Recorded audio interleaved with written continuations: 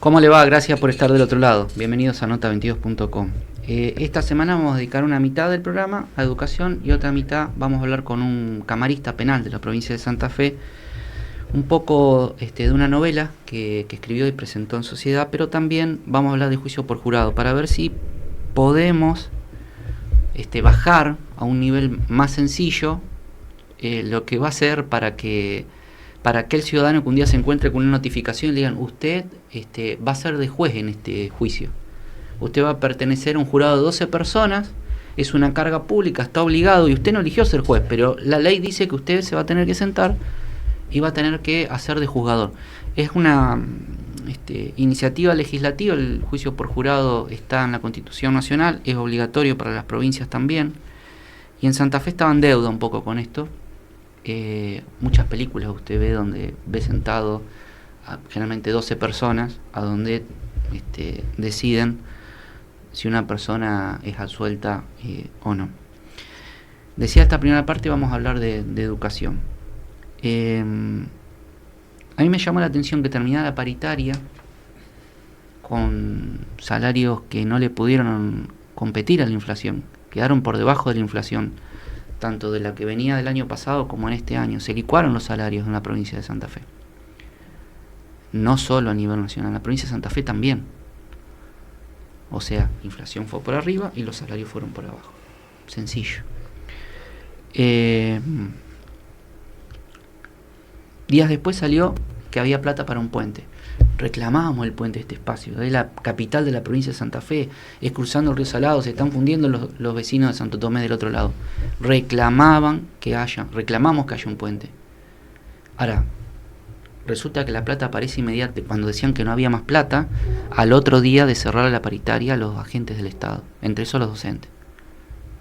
No solo eso, no hay plata, pero sí hay plata para determinadas cuestiones. Si usted ponía una diferencia de 3 o 4 horas, asistencia perfecta, maestra, canoa, simultáneamente, con una diferencia de 3 o 4 horas, aparecían notas a una docente que, entiendo yo, desde lo que resulta de esa entrevista, es para esmerilar al colectivo docente, para hablar bien de la asistencia perfecta, y poner en valor una serie de cuestiones, prácticamente hablando en contra del colectivo docente. El mensaje, eso es lo que yo entiendo como mensaje de esa nota.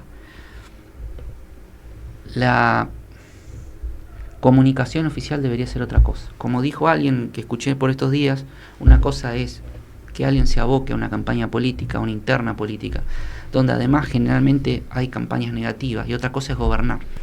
Por eso digo, no solo la culpa es del gobernador, sino que probablemente el gobernador lo están haciendo equivocar, pero esto es una opinión. A lo mejor le gusta la comunicación que tiene, le va bárbaro, no sé.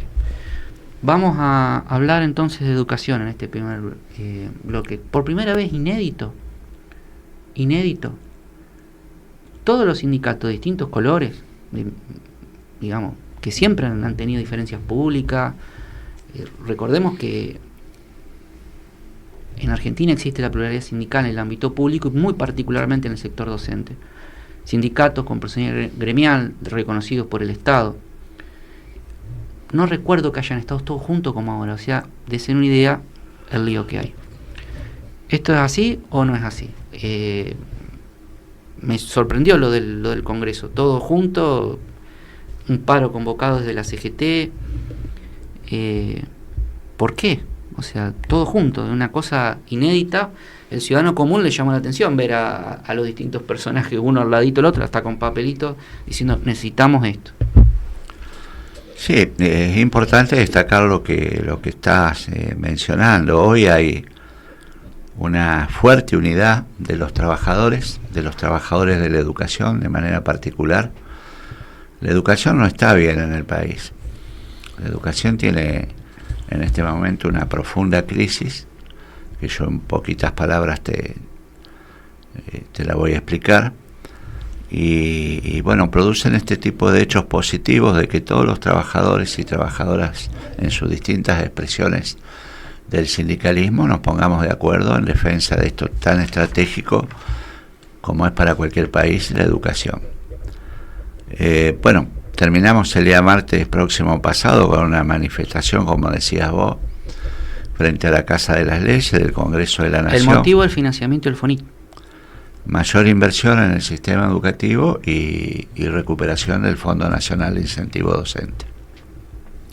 No solamente estuvimos nosotros expresándonos con estas necesidades, que quiero decir que al bajar el presupuesto, como se ha hecho en las universidades, porque esta mejora que se propuso primero la UBA y después se extendió a algunas universidades, es solo para el funcionamiento, todavía no se han mejorado salarios en la universidad.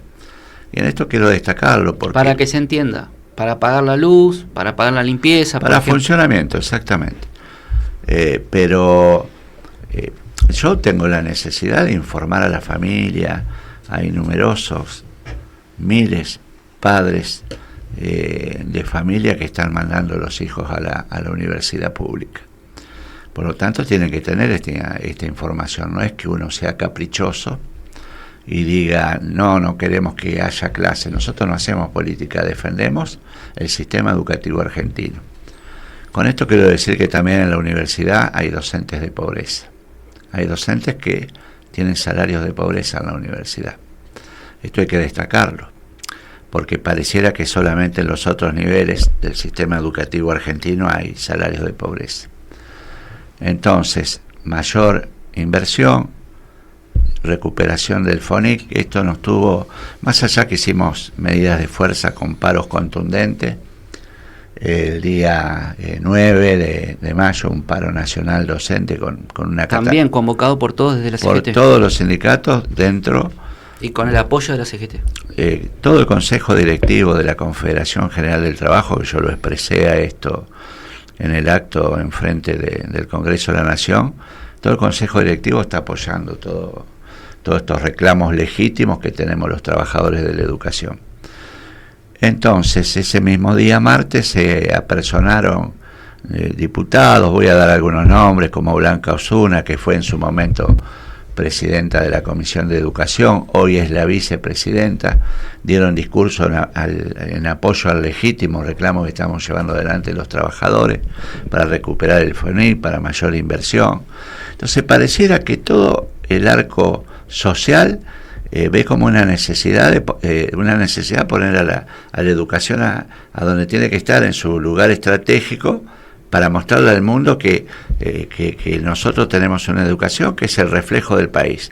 Hoy que mostramos baja inversión, ha retirado la inversión que por ley tiene el compromiso de asistir el gobierno nacional, como lo dice la Ley Nacional de Educación, la propia Constitución, la Ley de Financiamiento Educativo. Y este gobierno nacional hace oídos sordos a las leyes. Ha reducido los salarios porque el hecho de retirar el Fondo Nacional de Incentivo Docente, esto pegó muy fuerte, impactó de manera negativa en el salario de los trabajadores de la educación. Y después te encontrás con provincias como la nuestra, que te ofrecen un 18%, cuando hay docentes que con el FONIC solamente han perdido el 20%. Entonces vos te das cuenta que esto es descabellado.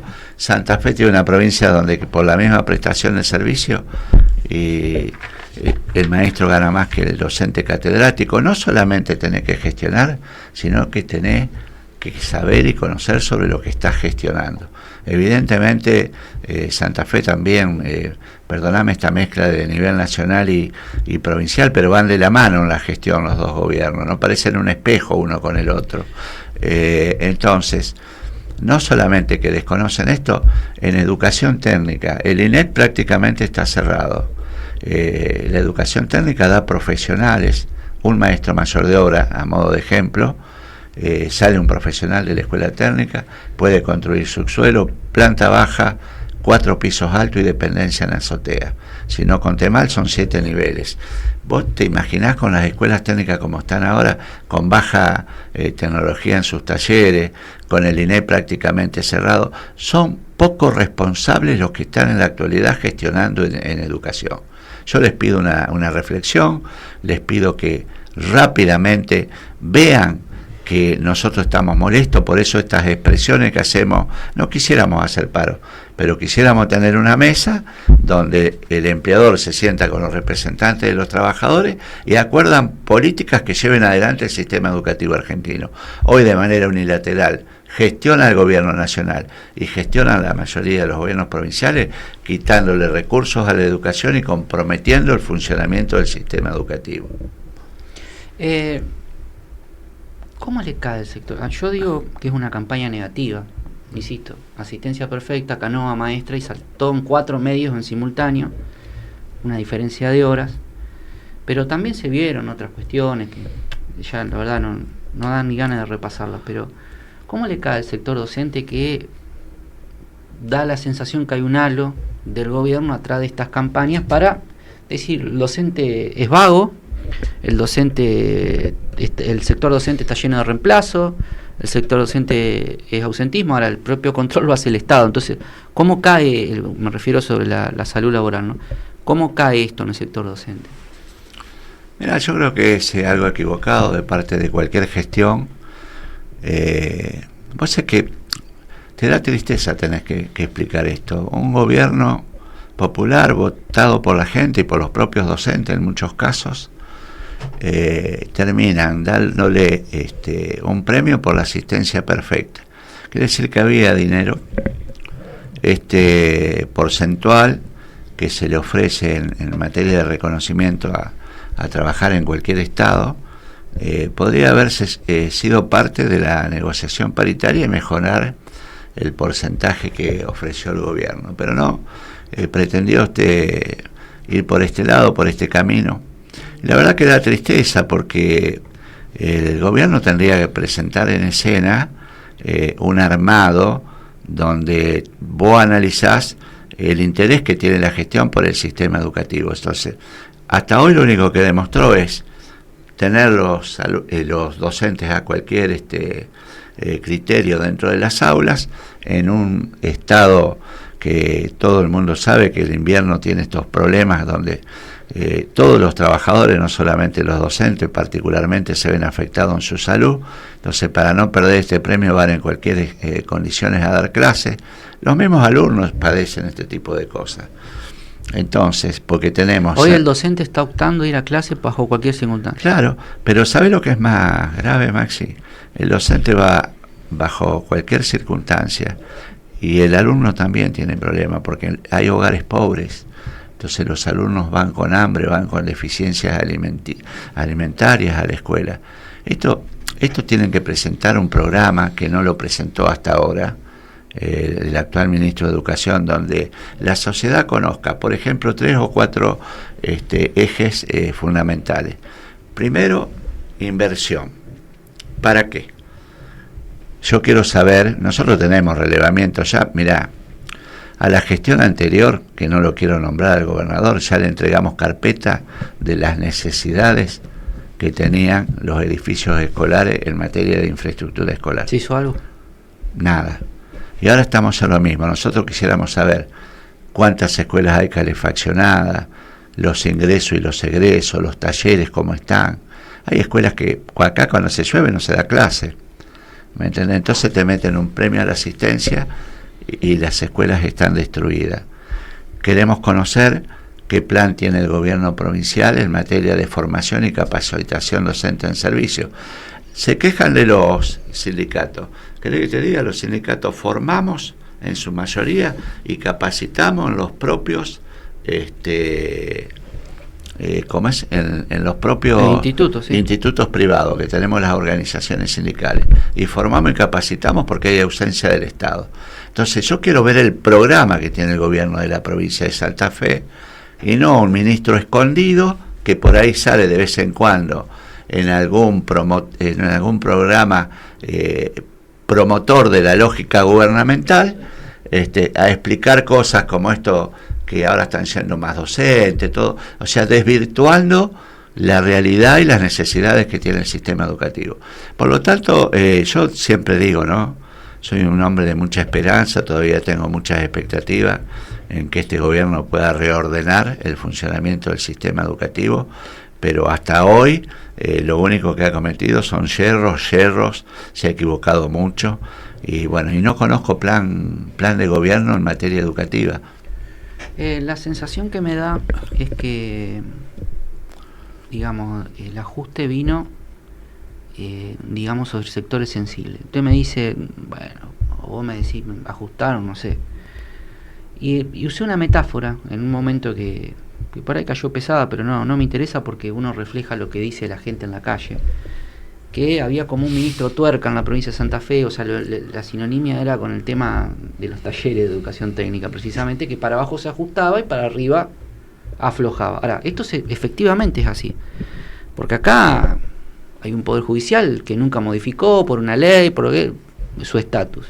Hay una legislatura que funciona bien, de hecho los legisladores son los que votan el presupuesto. Ahora el Poder Ejecutivo tiene sectores donde está muy bien. Yo quisiera saber qué cobra Marcucci en la EPE, qué cobra el titular de ASA, los empleados jerarquizados, los funcionarios, o mejor dicho los funcionarios, que cobra el gobernador, sus ministros, un viceministro, un secretario de Estado, todos los cargos políticos que son rentados, cobran todo más que un docente. Sí. Entonces ahí yo me pregunto, siempre el ajuste viene por el sector docente, no docente, sí. La enfermera de hospital. Mirá, aparte de esto, vos sabés que los ministros de educación de distintas provincias, hay una obligación que está normada, está reglamentada, que el Consejo Federal tiene que reunir al Consejo Federal y mínimamente participar los gremios 2 veces al año en estas reuniones. Claro, el Consejo Consultivo. Esto está normado. Y vos es que no lo invitan a los sindicatos porque pareciera que nos tienen miedo. Entonces se reúnen un grupo de ministros a mentirse entre sí, porque cada vez está peor el sistema educativo, no se animan a enfrentar y mirar a la cara a los trabajadores. Ahora, ¿la provincia de Santa Fe reclamó en ese ámbito por la plata de Santa Fe o son notas tibias? Porque a mí me da yo la información que tengo que el ministro sí firmó de manera positiva la recuperación del Fondo Nacional de Incentivo Docente. Creo que fue un ministro que en ese sentido estuvo acertado, si no es mala mi información. Uh-huh. Hay que decir las cosas como son. Lo que sí, tienen que mirarle la cara a los trabajadores, tienen que reunirlo en la negociación del salario, sentarse con los trabajadores. Entonces se sientan, se dan manija entre ellos. Mirá lo que pasa en Misiones. Misiones tiene el próximo viernes una reunión de negociación, por eso le llaman mesa de diálogo, porque no tienen paritaria, donde particularmente hay 2 sindicatos que tienen prácticamente la decisión, entre esos el sindicato que yo represento en Misiones. Pero ¿sabe lo curioso de esto? El actual gobernador, Pasalacqua, yo, ojo que lo digo a esto, y no tengo problema que le llegue esta grabación al gobernador. Él fue... Lo ven por Flow en Misiones. Bueno, entonces me pone mejor todavía. Él fue ministro de Educación de la provincia de Misiones, o sea que conoce el sistema educativo a la perfección. Ahora es gobernador, un gobernador que llega respaldado por prácticamente el líder político que tiene Misiones de hace muchos años a esta parte, que es Rovira, porque no tiene votos propios Pasalacqua. Entonces esta es la realidad de Misiones. Y se encuentra con este desastre de... ¿Sabés cuánto cobran los docentes en Misiones? Sí. El salario mínimo, 250.000 pesos. A ver, ¿qué tiene de malo que el docente salga a reclamar para poder vivir en condiciones mínimas indispensables? No puede hacer frente a cuestiones razonables el docente en Misiones. Entonces, sí, que los chicos no dan clase, pero si es el gobierno el que no produce los hechos concretos para que haya clase. Entonces yo lo dije, y muchos me dijeron, no, pero bueno, podés decir eso, pero vos sos un hombre de la democracia. Yo creo que si Pasalacqua no puede resolver este conflicto, como hombre de la democracia precisamente, y como hombre que tiene valores, él tendría que pensar en dimitir. tendría que venir otra persona a solucionar este problema. Vos no podés tener todos los días a la gente en la calle. Entonces, nosotros tenemos que garantizar la paz social. Todos los ciudadanos, día a día, hora por hora, minuto por minuto, tenemos que garantizar la paz social. Y pasará cuando lo está haciendo. O sea, es responsable de todo un movimiento en las calles que nosotros no queremos. Nosotros queremos los chicos en las aulas, los docentes bien pagos. Entonces, ojo con esta soberbia del gobierno de la provincia de Santa Fe, porque no está abonando en nada a la paz social. Te agradezco la charla, ¿no? Este espacio se dedica mucho al tema docente. Yo lo que veo con preocupación es eso que vos dijiste. Hay algunas provincias que, tal vez por su importancia, el gobernador llegue y se cree más importante que la provincia. Pero no es culpa del gobernador, es culpa de un entorno con el cual milita mucho tiempo. Pasan en otras provincias también. O como Misiones, que vos contás que depende de otra persona para ganar elecciones del gobernador. Pero cuando están ahí, se rodean al presidente, probablemente le esté pasando, de un núcleo chico de gente que probablemente lo está haciendo equivocar. Uno tiene que rodearse de gente preparada, porque insisto, no es una campaña política que gobernar. No es lo mismo. Nota22.com. Información. Estamos con el doctor Alejandro Tizón, un camarista destacado de la capital de la provincia. Insisto, este programa se ve en la mayoría de sistemas de cable en la provincia de Santa Fe. Se ve también por Somos de Entre Ríos y algunas localidades del norte de la provincia de Buenos Aires. Por Flow en todo el país. La otra vez hablaba con gente de Misiones, que hicimos una nota acá por el problema de Misiones, y lo pudieron ver en Misiones porque Somos también está en esa provincia. ¿Cómo le va, doctor? Y gracias por su tiempo. ¿Qué tal? ¿Cómo les va? No, gracias a usted por la invitación. ¿Qué tenía interés de hablar con usted? Alguna vez vino, presentó algunas novelas en este espacio, y en aquel entonces me acuerdo que hablábamos de que había una cuestión con los secuestros, y eso lo llevó a escribir, creo que fue su primera novela, ¿no? Claro. Estamos hablando de 2000, 2001, por ahí. 2003. En aquella época que sí, habían comenzado crisis... los secuestros extorsivos. Este es el tercer libro. Novela tercera.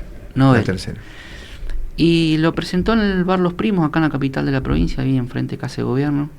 La editorial es de un amigo, de Javier. Sí, editorial, Librería Cívica. Librería Exactamente, Cívica. Sí. Hace un rato hablábamos y le decía, bueno, tiene varias hojas, se acostumbra a usar libritos flaquitos. Son capítulos cortos, justamente para, desarrollar un tema en cada uno de los capítulos, y que además en cada capítulo quede el interés y el entusiasmo por seguir leyendo, ¿no? Cuando uno habla de novela, habla de ficción. Sí, obviamente. Sí. Ahora,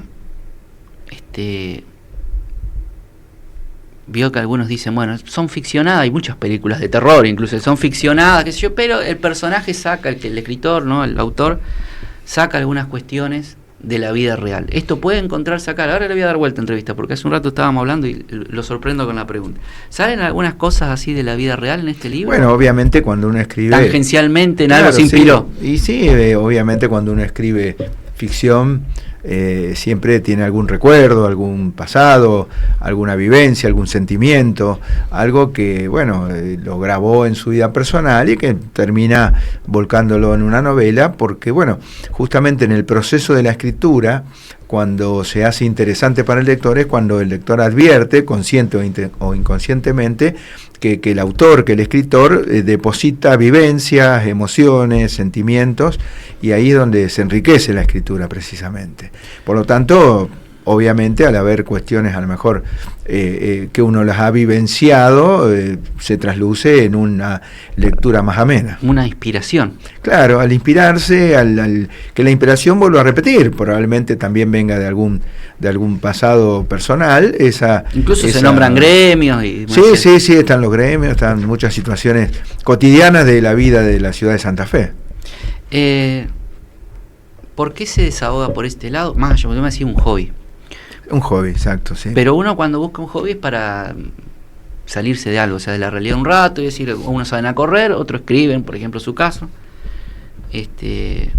busca desahogarse de algo, decir, bueno, yo acá esta inspiración la voy a volcar por cosas que me gustaría que hayan sucedido así, por ejemplo. Claro, lo que pasa es que, bueno, mi actividad principal obviamente está en la justicia, en el ámbito penal. También es docente, claro, al derecho constitucional. Exactamente, en lugares donde, bueno, uno dentro de lo que marcan las leyes, lo que marcan las normas, lo que marcan, diríamos, el funcionamiento dentro de tanto ámbito universitario como en el ámbito de la justicia, bueno, tiene ciertos cánones, ciertos encasillamientos a los cuales uno tiene que respetar y tiene que incorporarse precisamente para cumplir con esas normas, a las que después como juez le toca hacer cumplir a los demás, o por lo menos decir quién la cumplió y quién no. En cambio la literatura, bueno, es una forma donde uno, diríamos, da un poco de libertad a su pensamiento, a sus historias. Y siendo ficción nos anima a decir muchas cosas también. Exactamente. Da una libertad. Exactamente, una libertad que a lo mejor en los otros ámbitos no es tan probable o no es tan posible, dado, vuelvo a repetir, o no es propio, o bueno, tanto si bien la materia de derecho constitucional, que es la que yo doy en la facultad, es muy amplia, con lo cual uno, pero bueno, la ficción, la novela, son historias. ¿Y cuál es el perfil de esta novela? Bueno, la novela tiene que ver con una historia muy conocida en Santa Fe, que es la de La Llorona, que en realidad no es solo de Santa Fe, sino que nos viene desde prácticamente Mesoamérica, de Latinoamérica, de la época de mucho antes de la colonia incluso, que fue traspolándose en distintos personajes y en Santa Fe se corporizó en este de La Llorona. Bueno, a partir de esa figura, que es una persona que viene a investigar de afuera, precisamente viene desde Rosario a investigar la figura de La Llorona, se instala en la ciudad y bueno, aprende a conocerla, aprende en cierta medida empieza a quererla a la ciudad y bueno, después allí, a partir de ahí se va desarrollando la historia, siempre con una aparición de una amiga de él. Siempre se habló del cementerio, La Llorona, de los barrios, de los parques. Exactamente, aparecen los parques, aparece la zona norte, donde se la advirtió en un momento, y tiene contenidos de, bueno, no solo a partir de allí, bueno, el personaje principal piensa que aparece porque es una creación de los gobernantes o los gobernantes de turno para distraer, mientras que su amiga que es con la cual él empieza a recorrer la ciudad le dice no, es el llanto del pueblo, es el pueblo que a través de estas figuras manifiesta, por eso aparece en situaciones de crisis. ¿Cuánto tiempo lleva a escribir un libro? Porque hablábamos también que dice, hay gente, un año, dice, no, una novela, pensar o volver a corregirla, hasta que no estoy convencido no la publico. A veces la tenés guardada un montón de tiempo y decís, este es el momento que salga esta historia. Sí, bueno, justo las 3 mías fueron cada 10 años, o sea que bien podría decir, en realidad esta me llevó 8 años, porque bueno, vuelvo a repetir, no es mi actividad principal, ¿no es cierto? Entonces uno escribe, lo deja, vuelve a escribir en tiempos libres, fines de semana, a veces uno veranea. Yo en este último me levantaba más temprano para terminar de corregir los borradores, vale decir, no es, a lo mejor no es un parámetro de una persona que en realidad no vive de la escritura ni es escritor solamente, sino que vuelvo a repetir, tengo otras actividades. Esta me llevó concretamente 8 años. Por eso tuve que ir a algunas cuestiones reescribirlas, ¿no? A veces uno se pregunta si el vecino de Santa Fe o de Rosario, donde nos miran, Rafaela, valora a sus escritores locales, si sigue lo que escriben. O a veces usted tiene muchos alumnos. Dicen, mis alumnos van y compran a ver qué escribí, a ver qué escribió el profe. Suele pasar. Sí, es un desafío. Yo sabía cuando empecé que es un desafío escribir sobre una ciudad que, desde el punto de vista que aparecen muchas cuestiones históricas, muchos edificios históricos, se relata muy brevemente un poco el pasado de cada uno de esos lugares. También aparecen figuras muy incipientes de la vida santafesina, Zapatagoyán, por ejemplo, con respecto al descubrimiento de Santa Fe la Vieja, lugares o personas donde, bueno, es un desafío escribir prácticamente sobre ellos. Espero haber pasado la prueba, ¿no? Le hago una última pregunta respecto al libro, porque espero que no se enoje su cónyuge, que es una profesional reconocida, ¿la leyó antes de que usted la publique o ella se enteró después de lo que No, fue? no, ella lee, me corrige, me da, es bastante celosa en la escritura, en la corrección me refiero.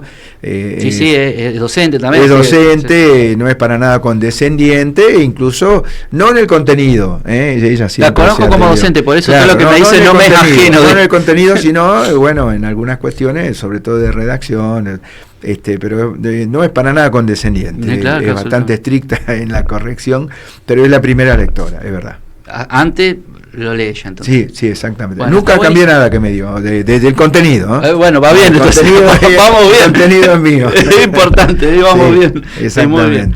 Bueno, hablado entonces Misterio de la Veracruz, de Alejandro Tizón, ojalá tenga muchos lectores porque es alguien que escribe localmente. Y a lo mejor, leyendo también entre líneas, uno puede entender muchas cosas que a lo mejor... Siempre hay un mensaje, siempre la idea en todos son novelas con mensaje. Exacto. Que genera un escritor local, porque dice, che, ¿y qué habrá contado? ¿Qué habrá pasado en el medio? Bueno, hay que leerlo. Exactamente. Quiero llevarlo a un tema... la legislatura se abocó al tema finalmente de juicio por jurado.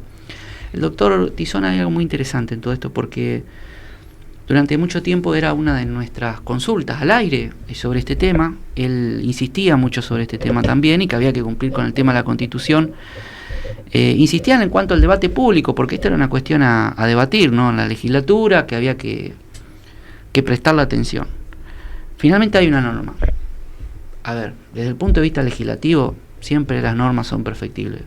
Yo pienso fundamentalmente que tendría que haber abarcado más delitos. No solamente...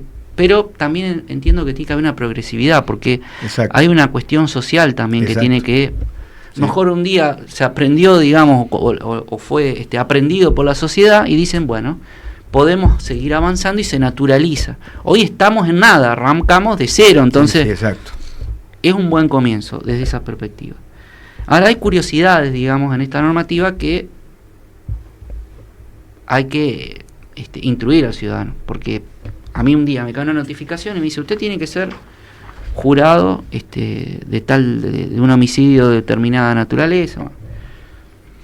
Ese vecino tiene una carga pública y sin ser juez tiene que someterse a la ley. Eso está bien, no está bien.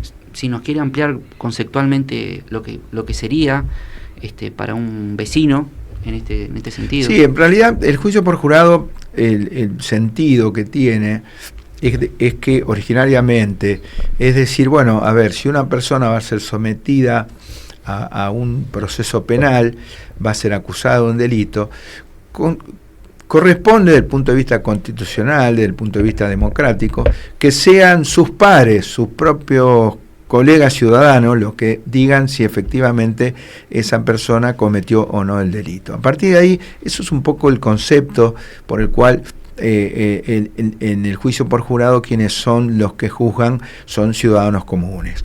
Es una carga pública, obviamente, cuando es citado.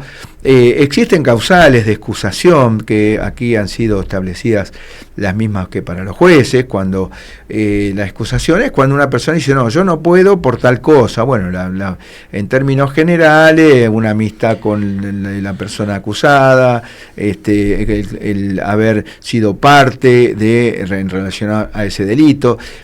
Vale decir, cuestiones que hagan que aquel que es presentado o que es citado para ser jurado crea convencido íntimamente de que no va a ser imparcial al momento de su veredicto. ¿Sabe por qué le pregunto? Pues mira, el artículo creo que es el 9, creo que el proyecto que finalmente salió es dice, la función de jurado constituye un derecho y una carga pública de los ciudadanos en condiciones de prestarla. Sí. Y yo digo, y acá es donde uno ve películas, por ejemplo, ¿no? Antes de que estuviéramos grabando le decía, doctor, mire el caso Asunta, por ejemplo, porque habla justamente de cómo vivió el jurado en España por un caso muy conocido alrededor del año 2013. Pero ahí uno notaba que la persona era como que el ciudadano que era seleccionado mientras una lista pública, digamos, salía sorteado, y tanto la defensa como el fiscal se sentaba con el juez y había una audiencia y decía, bueno, usted, el juez de instrucción, ¿no es cierto?, en la primera etapa, así se llamaba en esa época, y decía, bueno, usted la persona acepta ser jurado, la persona aceptaba, la defensa si encontraba alguna cuestión podía marcar, claro. Decía, no, esto no puede ser. Bueno, acá no, acá es obligatorio. Entonces, usted, por ejemplo, cuando está en un ejercicio de la magistratura, usted dijo, yo quiero ser juez, acepto el cargo, la legislatura tuvo audiencia, una serie de cuestiones que tuvo que sortear para ser juez. Acá no, el vecino está obligado. Claro. Ahora, un vecino que es ajeno al mundo jurídico, le hago todo este desarrollo porque es lo que se está hablando, ¿no? Claro.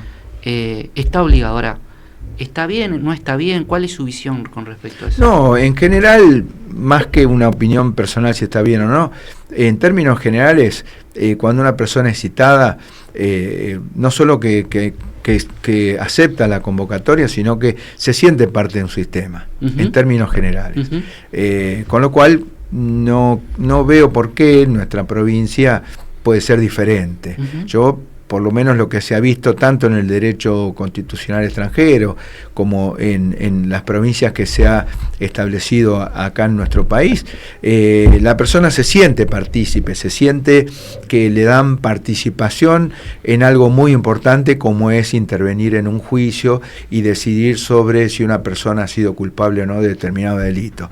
Con lo cual, en principio, se disipan esos temores o esas prevenciones de las cuales vos me estás hablando, Maxi. Bien, hay otro tema que también se escucha, sobre todo en el ámbito de los abogados, que es la prórroga de jurisdicción. ¿Qué dice básicamente la normativa? Que los juicios por jurado se realizan en la circunscripción judicial en la que se hubiera cometido el hecho. Eso, derecho penal puro, al principio claro. el juez del lugar. Juez del lugar. Ahora, cuando un hecho hubiera conmocionado a una comunidad, de tal modo que pudiera razonablemente obtenerse un jurado, de tal modo que no pudiera razonablemente obtenerse un jurado imparcial, el juez puede disponer solo a pedido del acusado y mediante resolución fundada que el juicio se lleve a cabo en otra jurisdicción, circunscripción judicial. Obviamente otra vez con otro sorteo, otra historia. Esto, de alguna manera, si es el mundo del derecho penal, el juez natural, a donde se cometió el hecho, el juez natural, el juez anterior hecho proceso del lugar, para que la gente entienda. No puede ser de Santa Fe el juez de Reconquista. Vos sos de Santa Fe, cometiste un derecho, un ilícito en Santa Fe, te va a tocar el juez Tizón, por ejemplo, por decir algo. Acá te dicen, bueno, cuando es algo muy importante, aparentemente, sí, pueden correr. ¿Cuál es la explicación técnica? No, bueno, en principio es a pedido del acusado, o sea que es el mismo acusado que lo está pidiendo, con lo cual dice, prefiero ser juzgado en este caso que ha tomado tanta repercusión en mi ámbito, en el lugar donde yo vivo, en otro lugar. Pero no te olvides que nosotros, por ejemplo, somos jueces penales de Santa Fe, con un acuerdo para Santa Fe, con determinada competencia, pero suplimos a Vera, suplimos en Reconquista nos suple a nosotros, Vera nos suple a nosotros, con lo cual, bueno, en principio estaría saldada esa situación, ¿no? No habría inconveniente. Sí, no habría inconveniente. Sobre todo porque es a pedido del acusado y el juez lo debe de decidir fundadamente.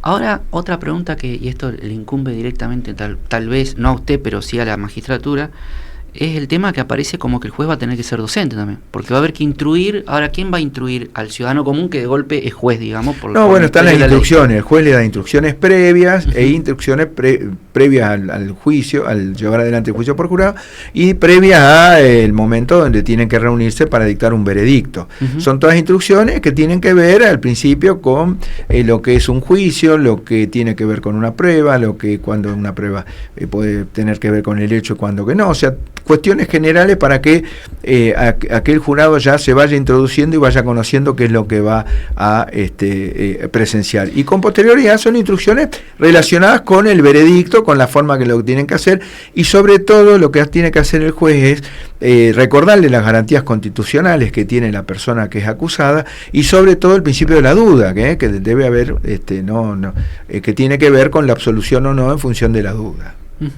Dice incompatibilidad, bueno, después de las que marca como inhabilidades, bueno, que tienen que ver con cuestiones de edad, de actitudes, ¿no? Dice incompatibilidades.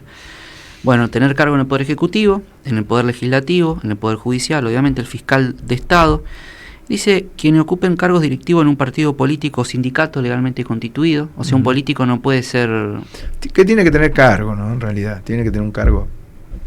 Los abogados, los escribanos, los procuradores, docentes universitarios de disciplina jurídica, los integrantes de Fuerza Armada y Seguridad y los ministros de un culto reconocido. O sea, un cura no podría ser, un pastor evangélico. La idea en realidad es que sea el pueblo.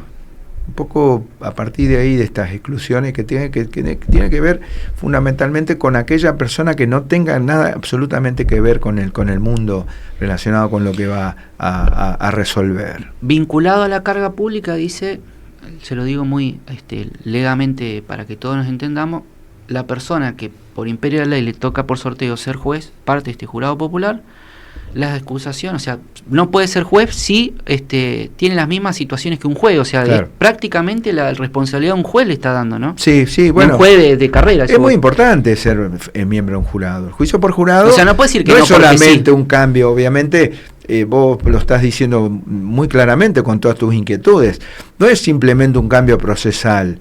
No, se está incorporando al pueblo a la decisión fundamental e importante de decir si una persona es inocente o culpable. Con lo cual, bueno, todas estas prevenciones tienen que ver, sobre todo con algo muy importante, que tanto el juez técnico como en este caso el juez del juicio, los jurados, tienen que tener que es la imparcialidad. Fundamentalmente lo que se debe preservar en el jurado es la imparcialidad. Por eso se recomienda no tratar de no tener relación con el hecho, investigar por otro lado, sino que cerrarse, eso es lo que tiene que hacer el jurado, cerrarse solo a lo que se dice en el juicio. ¿Sabe que esta serie de Netflix, le recomiendo a la gente que tenga esa plataforma ver el caso Asunta, porque veo muy parecido a lo que se viene en Santa Fe?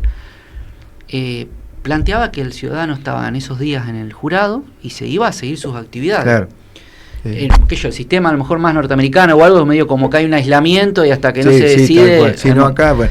Pero, entonces, ¿eso puede contaminar o no? Bueno, a la intención de... En general, el que lo asume con una, no solo como una carga pública, sino como una carga personal de cumplir con esas instrucciones, de tratar de no contaminarse. Hay otra película que se llama 12 hombres en pugna. No, claro. Pero ¿por qué yo siempre la cito? Es más, en la facultad le hemos dado, en seminarios relacionados con el juicio por jurado.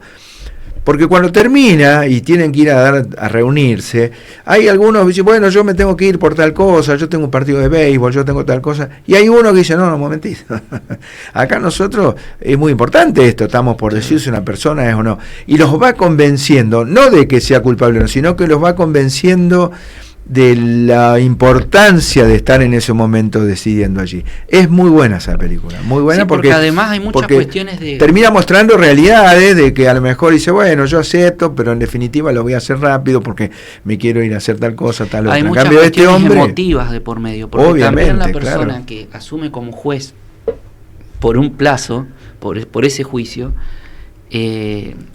muchas veces no puede dormir, tiene que ir a un tribunal por primera vez en su vida, claro, sí, estar en una audiencia con, qué sé yo, está el juez Tizón sentado ahí, está el fiscal y yo sentado ahí. No, si aparte los testigos, los que hablan, el acusado, el fiscal que va a hacer el alegato de apertura y de clausura, la defensa que va a dar cuál es sus argumentos defensivos, no. Pero vuelvo a repetir, Maxi, en términos generales la gran mayoría lo toma y lo acepta con con arrojo. Con un gran sentido cívico, un gran sentido cívico.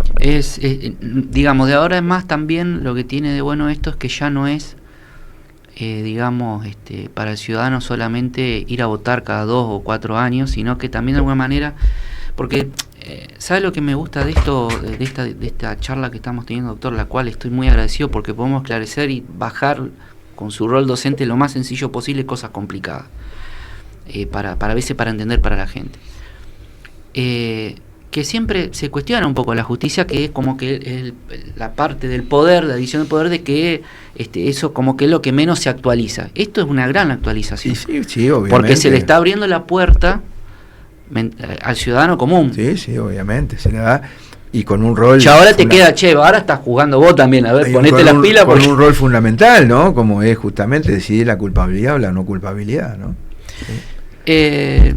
Yo le agradezco mucho. Yo no sé si le queda alguna cuestión vinculada a estos juicios por jurado. Eran las dudas que yo tenía, porque a la Corte se reunió con el Ministerio de Justicia acá en Santa Fe.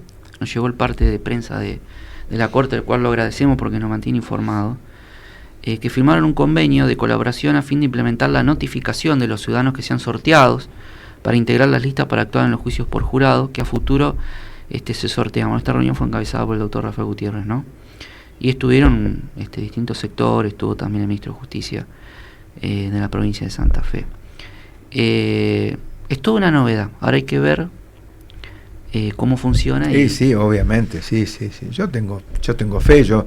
Esto es como a veces, por ejemplo, en situaciones de votaciones, o si la gente va a ir a votar, si no iba a votar, si hay muchos abstencionistas. Hay veces que hay situaciones donde, bueno, hay un poco de descontento con distintas cuestiones relacionadas con la política, y dice, no, la gente va a haber mucho gran botón blanco, la gente no, va, vota, y termina eligiendo por alguno de los candidatos, y entonces demuestra que no, que hay una vocación cívica. El argentino tiene vocación cívica. Y le voy a decir algo el santafesino que tiene me compromete vocación. A mí, no usted, porque hasta ahora estuvimos entrevistando lo que es el Poder Judicial, ahora le digo al lado de la prensa.